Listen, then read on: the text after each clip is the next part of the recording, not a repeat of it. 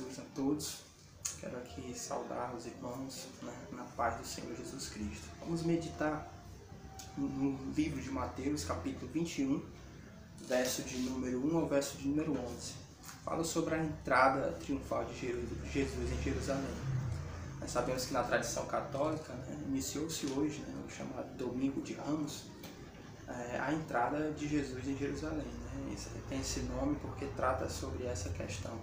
E nós vamos aproveitar esse momento, nós vamos meditar justamente nessa passagem que fala sobre a entrada de Jesus em Jerusalém. Mateus, capítulo 21, do 1 ao 11, diz assim: Quando se aproximaram de Jerusalém e chegaram a Betfagé, ao Monte das Oliveiras, enviou Jesus 2 dos seus discípulos, dizendo: Ide à aldeia aí em frente, e logo encontrareis uma jumenta presa, com ela um jumentinho. Desamarrai e trazei-o a mim. Se alguém vos disser alguma coisa, dizei que o Senhor necessita deles, e imediatamente os enviará. Ora, tudo isso aconteceu para que se cumprisse o que foi dito pelo profeta. Dizei a filho de Sião: Olha, eis que vem o teu rei, manso e montado em um jumento, num jumentinho, filho de animal de carga. Os discípulos foram e fizeram como Jesus lhe ordenara. Trouxeram a jumenta e o jumentinho, e sobre eles puseram seus mantos e Jesus sentou-se sobre eles. E grande multidão estendeu seus mantos pelo caminho, e outros cortaram ramos de árvore e o espalharam pelo caminho. As multidões que iam adiante e as que seguiam clamavam: Hosana ao filho de Davi. Bendito o que vem em nome do Senhor. Hosana nas alturas. E quando ele entrou em Jerusalém, toda a cidade ficou agitada e perguntavam: Quem é este? E as multidões responderam: Este é Jesus, o profeta de Nazaré, da Galileia. Então esse texto trata dessa entrada triunfal de Jesus em Jerusalém. E qual é o contexto? O contexto aqui é que Jesus está entrando justamente em Jerusalém, justamente nesse momento em que ele está entrando para ser crucificado, esse momento em que ele está entrando de forma triunfal para cumprir o propósito de Deus, que é justamente trazer redenção à humanidade. Nós sabemos que a cruz foi o grande propósito de Deus. Então ele está se aproximando desse momento. Ele está se aproximando do momento em que ele irá ser capturado, será preso, será humilhado, castigado e levado à cruz. Por isso que o Evangelho trata isso como uma entrada triunfal. E nós sabemos que é uma entrada triunfal mesmo, porque Jesus vai triunfar lá na cruz, como disse o apóstolo Paulo. Mas que verdades assim nós podemos retirar desse texto? O que é que nós podemos aprender? A primeira dela, nós podemos ler o verso de número 3 e o verso de número 4, porque fala que essa entrada foi dita pelo profeta. E qual profeta? O profeta Zacarias.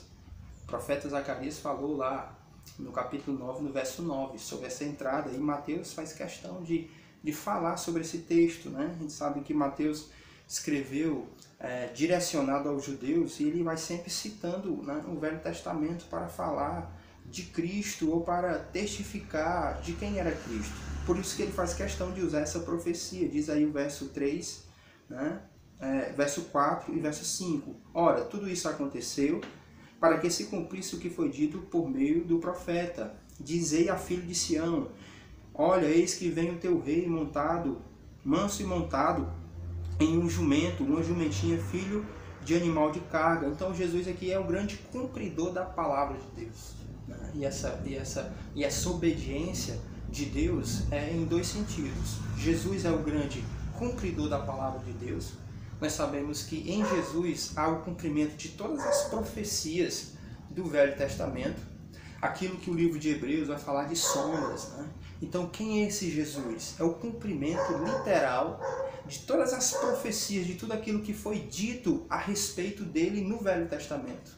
Portanto, esse Jesus é a arca, esse Jesus é o sumo sacerdote, esse Jesus é o cordeiro, esse Jesus é a água que purificava o sumo sacerdote quando ele se lavava para poder entrar no Santo dos Santos. Esse Jesus, ele é o resgatador, como Boaz foi para Ruth. Esse Jesus é justamente o cumprimento de tudo aquilo que Deus disse. Jesus é a serpente que foi levantada lá no deserto para todo aquele que olhasse fosse curado. Então Jesus é literalmente o cumprimento de todas as profecias do Velho Testamento.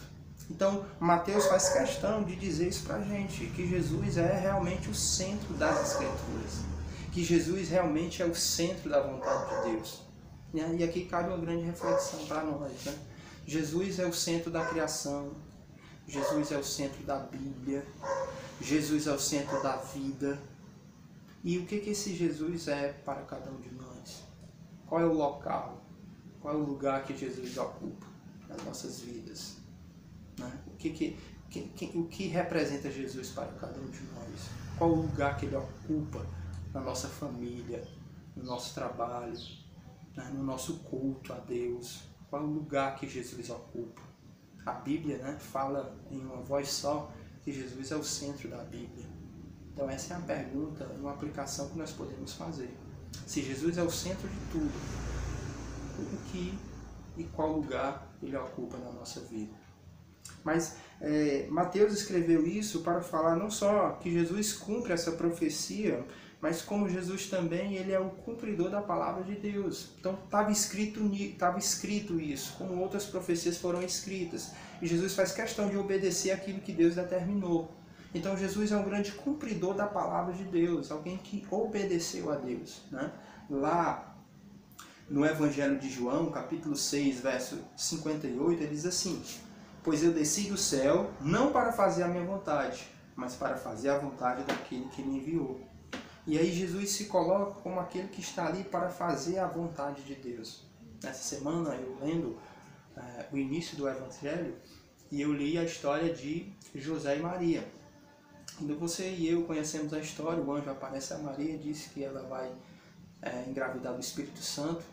E o texto diz que José ele estava pensando em largar Maria secretamente, abandoná-la secretamente. E o anjo aparece a José e diz assim: não faça isso, porque o Espírito Santo virá sobre ela e ela será, né, a mãe do grande Salvador de Israel. Então, assim, a obediência naquele caso ali seria justamente esquecer a sua vontade, que seria a vontade de deixar Maria. José pretendia deixar Maria. O anjo apareceu e disse assim: não faça isso. Então perceba como José ficou diante de uma situação: fazer a sua vontade, que era deixar Maria, ou não, fazer a vontade de Deus. Então essa obediência custou alguma coisa para José. Você já imaginou, por exemplo, a minha esposa, a minha companheira aparece grávida e aí eu digo que não é meu e eu sustentar aquela situação toda, né? Então a obediência envolve justamente não fazer a minha vontade, abdicar da minha vontade para fazer a vontade de Deus. Foi isso que Jesus disse em João 6,58. Diz que não desceu do céu para fazer a sua vontade, mas para fazer a vontade daquele que me enviou. Então a obediência ainda é melhor que o sacrifício. A obediência ainda é aquilo que nos identifica como servos de Deus. Jesus disse que aqueles que são seus discípulos fazem a sua vontade. Então Jesus se coloca como um grande cumpridor da palavra de Deus. Veio não só cumprir as profecias do Velho Testamento, como veio também cumprir a vontade de Deus, se submeter à vontade de Deus. Então a grande pergunta para todos nós é: como anda a nossa obediência? Como é que está a nossa vida diante de Deus? O local que Deus ocupa na nossa vida, se nós temos sido obedientes a Deus? Essa resposta só você e Deus pode dar. Como anda a nossa obediência diante de Deus? Então Jesus entrou de uma forma triunfal em Jerusalém. E o texto nos fala sobre o comportamento do povo. O texto fala que o povo colocou os seus mantos e cortou ramos de árvores e colocou sobre o caminho. Interessante porque aqui evidentemente evidencia um costume do povo, colocar os seus mantos e ramos no caminho. Isso era feito para os reis, né? Quando os reis entravam na cidade, uma forma de você prestigiar esse rei era justamente fazer isso, colocar os mantos sobre o caminho, colocar os ramos sobre o caminho, então você saudava aquele rei. Então Jesus, nessa passagem, se coloca como rei, né? Se coloca como um rei. E realmente, né, nós sabemos que ele é rei, que ele entrou realmente ali para triunfar. Porque o apóstolo Paulo fala desse triunfo. A cruz é o triunfo de Deus. O triunfo de Deus sobre o pecado, sobre a morte, sobre o juízo. É Deus mostrando a sua misericórdia, vencendo os principados e as potestades, vencendo o poder do mal. Então, a cruz é o triunfo de Deus. E realmente Jesus estava entrando para triunfar. Por isso que Mateus faz questão de dar ênfase nisso. Jesus entrou de forma triunfante. A entrada de Jesus em Jerusalém, né? Porque ele entra de forma triunfante, né? Então, isso é interessante. O apóstolo Paulo fala em Colossenses 2, 14 e 15. E cancelou o escrito de dívida, falando sobre a cruz, né? Cancelou o escrito de dívida, que consistia em ordenança, que nos era contrário, e removeu pregando na cruz. E tendo despojado os poderes e as contrárias, ele removeu pregando-a na cruz. E tendo despojado os poderes e as autoridades, fez deles um espetáculo público e triunfou sobre eles na cruz. Então, Jesus entrou para triunfar. Então, nós, como cristãos, também, né, estamos triunfando em Cristo. O apóstolo Paulo diz que nós estamos assentados nos lugares celestiais em Cristo. A vitória de Cristo também é a nossa vitória. Portanto, né, nós estamos, por isso que a Bíblia diz que nós somos mais do que vencedores. Porque Jesus triunfou. E todo aquele que crê nele, se você está em Cristo, você também está triunfando. Por isso que o apóstolo Paulo diz que todas as coisas cooperam. Ou seja, se nós já temos escrito o último capítulo da Bíblia, né? Se nós já observamos que Deus triunfa, que Deus vence, então nós estamos também caminhando para essa vitória, né? Nós também triunfamos com Cristo e por meio de Cristo. Ok? Então, a aplicação que eu coloquei aqui, se você está em Cristo, você está de forma vitoriosa em Deus, né? Então nós sabemos que em Cristo nós estamos triunfando também, pela graça e pela misericórdia de Deus. Essa entrada de Jesus em Jerusalém, ela é diferente, né, da entrada dos generais e reis romanos. Os generais e os reis, quando eles venciam batalhas e eles retornavam para suas cidades, eles entravam, mas entravam também de forma triunfante, mas não montados em um jumentinho. Eles entravam montados nos seus cavalos, nos seus carros, né, ostentando toda a pompa, com ouro, com um grande exército, né? Mas Jesus ele entra de forma diferente. Ele entra montado num jumentinho, em um animal de carga, evidenciando aqui que o reino de Deus não é de pompa, não é um reino carnal, não é um reino terreno, né? Então traz toda a humildade do reino. Jesus várias vezes disse isso, ele disse isso para Pilatos: olha, o meu reino não é daqui. João capítulo 6, a multidão tentou proclamar Jesus rei terreno, ele não quis, ele fugiu.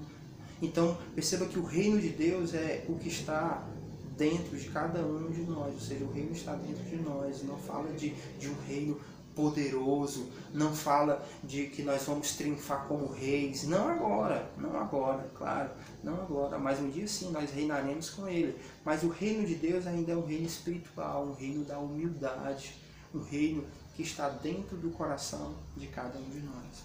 Então, meus amados irmãos, nós podemos concluir falando dessa entrada de Jesus como rei em Jerusalém, né? E Jesus então foi consumar o seu reino. E a grande pergunta que nós podemos fazer é: como Jesus tem reinado em nossas vidas? Como Jesus tem estado no nosso coração? O reino dele se estende ao nosso coração, se estende à nossa família, se estende ao nosso trabalho, se estende aos nossos negócios, se estende à nossa relação com o outro, à escola, à faculdade. Então, o reino de Deus, o que ele ocupa na nossa vida? Nós temos contribuído para esse reino? Até que ponto Jesus tem reinado na nossa vida? E até que ponto Jesus tem reinado no nosso coração? Eu quero terminar com essa reflexão e essa aplicação ao nosso coração. Que Deus abençoe cada um de nós. Amém e amém.